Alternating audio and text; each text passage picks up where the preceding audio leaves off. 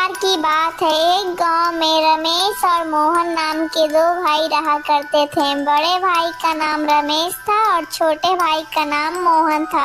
रमेश की शादी हो चुकी थी। उसकी पत्नी का नाम हेमा था। हेमा बहुत ही कुटिल स्वभाव की थी।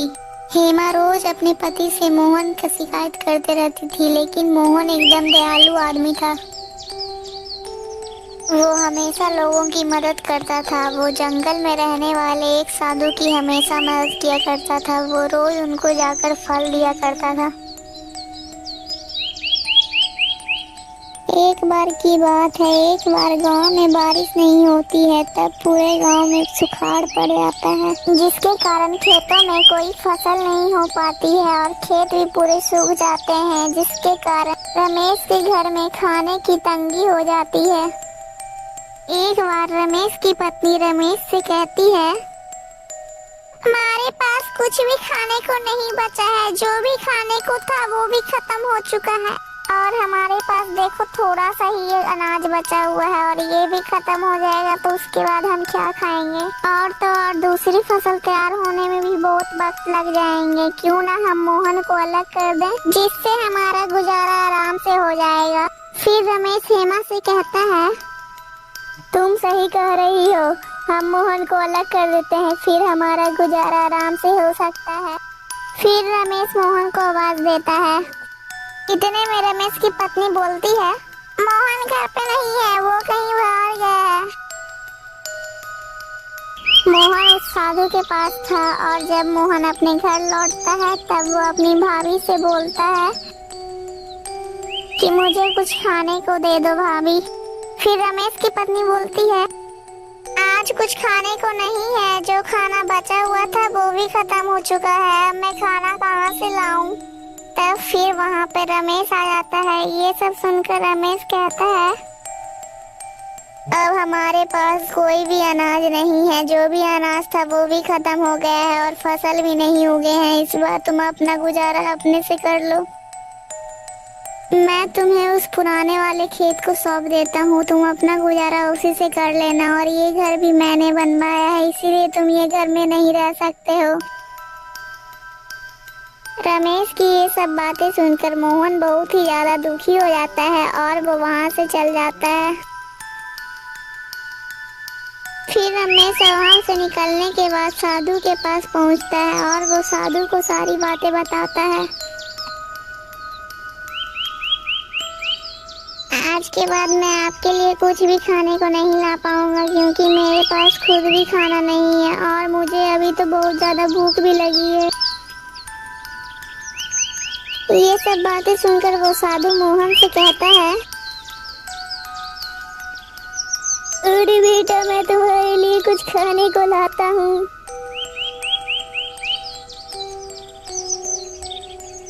फिर साधु अपने झोपड़ी वाले घर से उसके लिए कुछ खाने को लाता है और मोहन वो खाना खा लेता है। फिर साधु उसे एक जादुई घड़ा देता है और वो उससे कहता है, बेटा ये घड़ा लो, तुम इस घड़े के सामने जो भी इच्छा प्रकट करोगे वो पूरी हो जाएगी।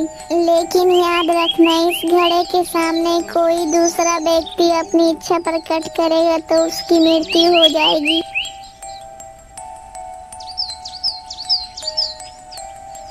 ठीक है बाबा, मैं ये बात याद रखूंगा।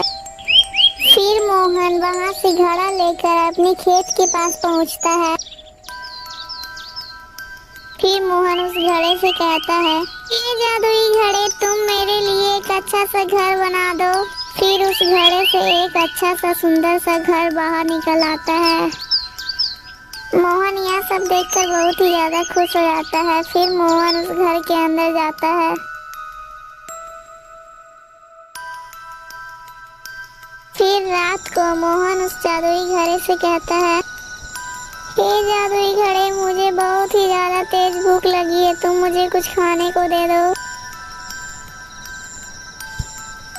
फिर उस घड़े से मोहन के लिए एक प्लेट खाना प्रकट हो जाता है और मोहन उस खाने को खा लेता है और वो खाना खाकर सो जाता है। फिर एक दिन रमेश अपनी पत्नी से कहता है, पता नहीं मोहन इतने दिनों से कहाँ है, दिखाई भी नहीं देता है।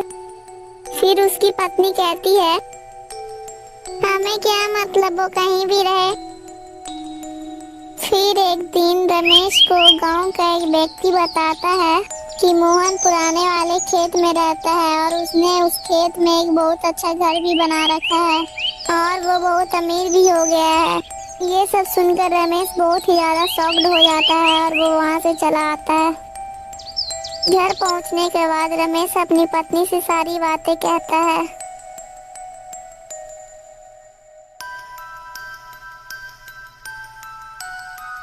फिर यह सब बातें सुनने के बाद उसकी पत्नी रमेश से कहती है, ये कैसे हो गया, इतनी जल्दी वो अमीर कैसे हो सकता है? अभी कुछ दिन पहले ही हमने तो उसे अलग किया था।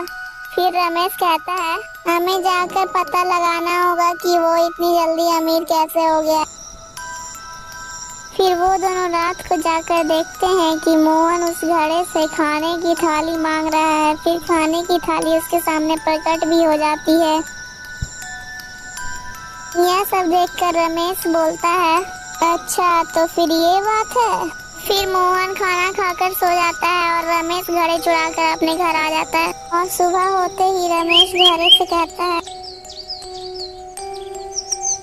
हे जादुई घड़े, मुझे बहुत सारा सोना दे दो। जैसे ही रमेश अपनी इच्छा उस घड़े के सामने प्रकट करता है, वैसे ही उसकी मृत्यु हो जाती है। यह सब देखकर उसकी पत्नी बहुत ही ज्यादा रोने लगती है और फिर वो कहती है, हाय हाय, ये क्या हो गया आपको, आपने ये क्या कर लिया? फिर वो जल्दी से मोहन के घर की तरफ जाती है।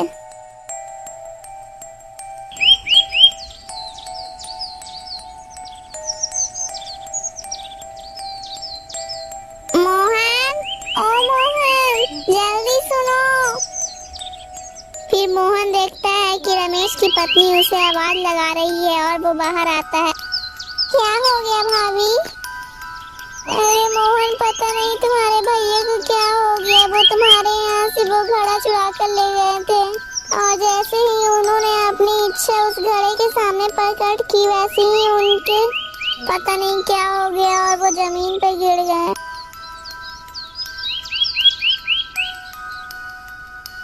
यह सुनकर मोहन उस साधु के पास जाता है और वो साधु से सारी बातें बताता है। फिर साधु उसे बताता है, जल्दी जा बेटा और तू उस घड़े को तोड़ दे। यह सुनकर मोहन जल्दी से उस घड़ में जाता है और वो घड़े को उठाकर पटक देता है और घड़ा टूट जाता है। घड़े के टूटते ही रमेश जीवित हो जाता है और वो मोहन से कहता है, मोहन, मैंने तुम्हें इस घर से निकाला, फिर भी तुमने मेरी जान बचाई, मुझे माफ कर दो मेरे भाई। दोस्तों, वीडियो पसंद आई हो तो वीडियो को लाइक कर दीजिएगा और चैनल को सब्सक्राइब कर दीजिएगा।